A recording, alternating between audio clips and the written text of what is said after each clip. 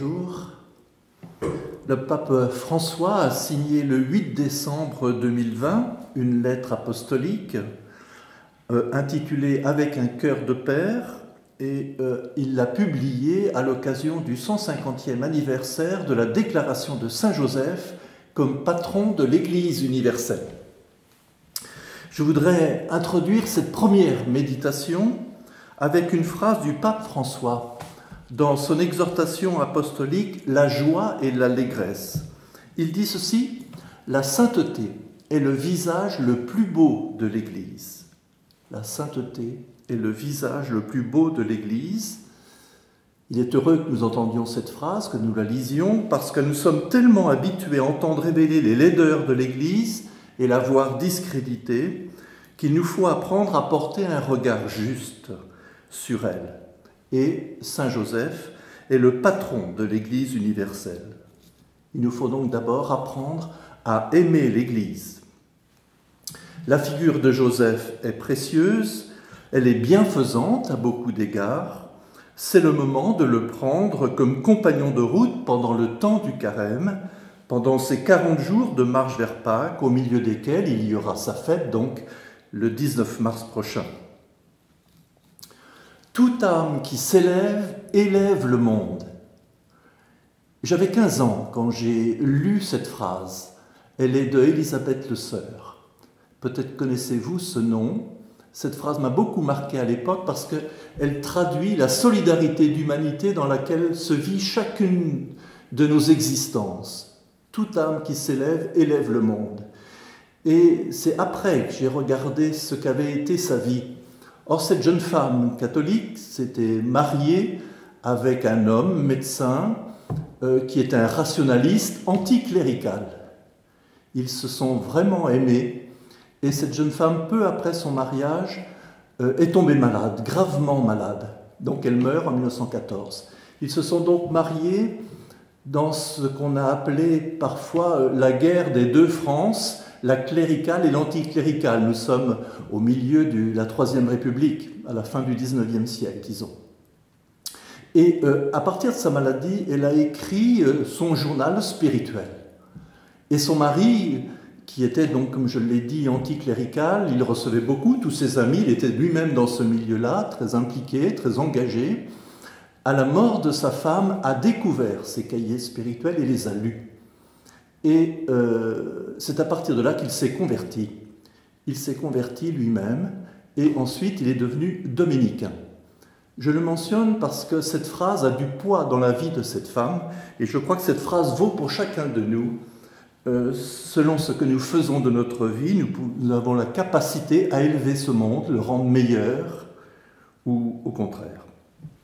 C'est donc l'appel que nous recevons nous-mêmes. L'appel à la sainteté est notre vocation commune.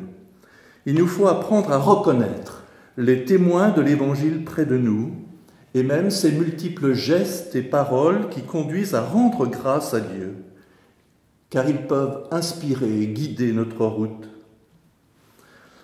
L'appel de Dieu donc est premier et la réponse est seconde. Autrement dit, le plus important n'est pas ce que nous faisons pour Dieu. Le plus important, c'est ce que Dieu fait pour nous. Ou pour le dire encore autrement, ce n'est pas nous qui portons l'Évangile, c'est d'abord l'Évangile qui nous porte. Et je dois dire que lorsque j'ai lu l'exhortation apostolique du pape François, La joie et l'allégresse, c'est ce que j'ai retrouvé dans les numéros 52, 53, 54, et précisément il donne comme titre « Un enseignement de l'Église souvent oublié ». Nous oublions parfois que le plus important n'est pas ce que nous faisons pour Dieu, c'est ce que Dieu fait pour nous. Et voici, je lis juste la phrase du début. « L'Église catholique a maintes fois enseigné que nous ne sommes pas justifiés par nos œuvres ou par nos efforts, ni par nos efforts, mais par la grâce du Seigneur qui prend l'initiative. » Et ensuite, il cite les pères de l'Église, certains conciles, comme le concile d'Orange, le concile de Trente, et il finit le paragraphe 54 avec Thérèse de Lisieux. Alors, il dit ceci d'une phrase, « Les saints évitent de mettre leur confiance dans leurs propres actions. » Il cite donc Thérèse, la petite Thérèse de l'enfant Jésus. Elle dit ceci, « Au soir de cette vie, je paraîtrai devant vous les mains vides, car je ne vous demande pas, Seigneur, de compter mes œuvres. Toutes nos justices sont des tâches à vos yeux. Donc fréquenter les figures de sainteté nourrit la vie spirituelle et conduit à méditer les Écritures. Il ne s'agit pas de les copier, bien sûr, mais en les fréquentant, d'avancer sur notre route qui est unique à chacun de nous. Le temps du carême offre un moment privilégié pour relire notre histoire, celle du premier appel que nous avons entendu nous-mêmes, pour retracer les étapes de notre réponse et de notre chemin de fidélité. Par exemple, comment s'est fait entendre à moi l'appel de Dieu? Par quelle médiation, c'est-à-dire quelles personnes, quels événements, quels textes bibliques m'ont inspiré, conduit, éclairé? Et l'invitation du psalmiste est belle. Goûtez et voyez comme est bon le Seigneur. Le conseil d'Ignace de Loyola est juste et plein de sagesse. Ce n'est pas d'en savoir beaucoup qui rassasie l'âme, mais de goûter les choses intérieurement. L'Évangile est venu à nous par des témoins. Ainsi, la lettre à Timothée évoque sa grand-mère et sa mère par lesquelles il a reçu la foi lui-même. Donc l'Évangile passe de maison en maison. Et ce sont ceux que le pape François appelle les saints de la porte d'à côté et que nous connaissons aussi autour de nous. Donc savoir rendre grâce pour ces personnes qui, pour nous, sont des lumières sur notre route, nous éclairent et nous élèvent le cœur et nous rendent meilleurs. Pour cela, nous pouvons vraiment rendre grâce. Alors, Saint Joseph. Dans l'Évangile selon saint Luc, nous avons l'annonce faite à Marie. Et dans l'Évangile selon saint Matthieu, nous recueillons l'annonce faite à Joseph. C'est l'ange du Seigneur qui lui apparaît en songe. Dans l'Évangile selon saint Matthieu, chapitre 1, des versets 18 à 25, nous y reviendrons dans les prochaines méditations. Je voudrais déjà ici citer une phrase du pape François, donc dans sa lettre apostolique avec un cœur de père, donc sur Saint Joseph, il dit ceci: « Nous pouvons tous trouver en Saint Joseph l'homme qui passe inaperçu, l'homme de la présence quotidienne, discrète et cachée, un intercesseur, un soutien et un guide dans les moments de difficulté. Saint Joseph nous rappelle que tous ceux qui apparemment sont cachés ou en deuxième ligne jouent un rôle inégalé dans l'histoire du salut. » Et il est bon de l'entendre parce que nous avons pour habitude souvent de parler de ceux qui se voient davantage, moins de ceux qui sont en seconde ligne. Joseph est donc accessible et proche. Il apparaît comme un homme ordinaire et bienveillant. Il est frappant de voir, par exemple, le nombre d'écoles qui portent son nom. Les écoles Saint-Joseph, pour ma part, j'ai grandi dans une école Saint-Joseph, au moins jusqu'au collège. Ou encore des églises. Certaines églises portent son nom, le nom de Saint-Joseph. Des congrégations religieuses aussi ont ce nom, Saint-Joseph de Cluny, par exemple, où on ne peut pas ne pas penser, évidemment, à la dévotion si forte que portait Thérèse d'Avila, Sainte Thérèse d'Avila, à Saint-Joseph. Ou encore, aujourd'hui, la naissance des villages Saint-Joseph, que nous découvrons et qui bientôt s'installera dans le Carmel de Bessines dans quelques mois, comme vous le savez, puisque l'annonce officielle maintenant a été faite. Saint Joseph est donc une figure inspiratrice pour notre temps de pandémie et de souffrance, lui qui a pris en charge Marie et l'enfant. Il est proche de notre condition humaine. Et il est significatif que le désir de cette année dédiée à Saint Joseph soit venu au pape François, dit-il, je voudrais le citer,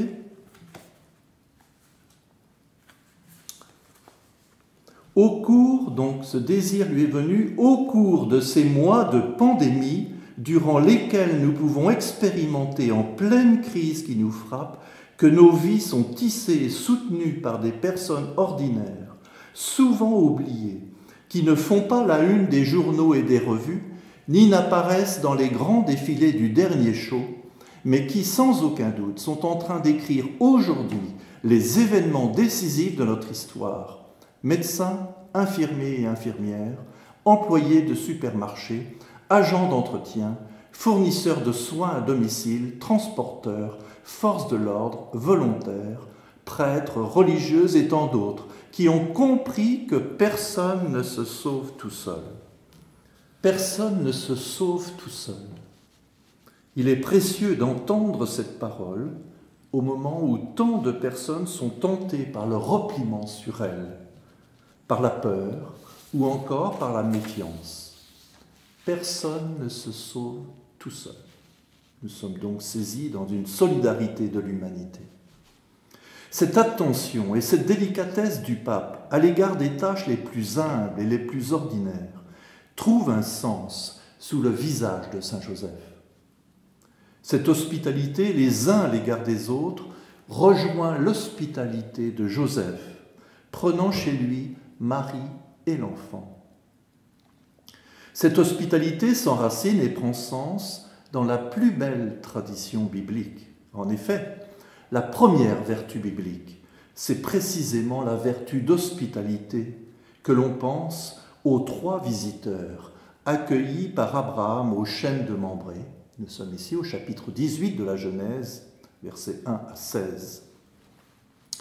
Mais le nom de Joseph évoque aussi le temps de la famine en Égypte, quand les gens demandaient du pain au Pharaon. Et il répondait, le Pharaon, « Allez trouver Joseph et faites ce qu'il vous dira. » Nous sommes ici au chapitre 41 du livre de la Genèse, au verset 55. Ce Joseph-là, c'est le fils de Jacob. Nous nous souvenons, par jalousie, il avait été vendu par ses frères au chapitre 37 de la Genèse, versets 11 à 28.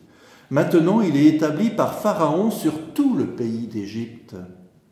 Nous sommes au chapitre 41, les versets 41-44. Quel étonnant retournement de l'histoire. Au fond, rien n'est jamais écrit d'avance. C'est en marchant que se tracent les chemins de l'avenir. L'avenir donc n'est pas écrit d'avance. Nous ne vivons pas sous le régime de la fatalité, mais sous l'horizon de la nouveauté du don de Dieu. L'Évangile selon saint Matthieu présente Joseph comme étant de la lignée de David. C'est l'Évangile selon saint Matthieu, chapitre 1, les versets 16 et le verset 20. Joseph se trouve ainsi placé à la charnière de l'Ancien et du Nouveau Testament. La mémoire de cette histoire biblique fait apparaître Joseph comme l'héritier de cette lignée de mémoire. Parce qu'il est nourri de l'histoire de la première alliance, il est reconnu avec un cœur de père, c'est la première phrase du pape François, avec un cœur de père, c'est ainsi que Joseph a aimé Jésus, qu'il est appelé dans les 4 évangiles le fils de Joseph. C'est ce que nous découvrirons dans les prochaines méditations. Nous t'honorons, glorieux Saint Joseph, notre soutien quotidien dans le labeur. Tu as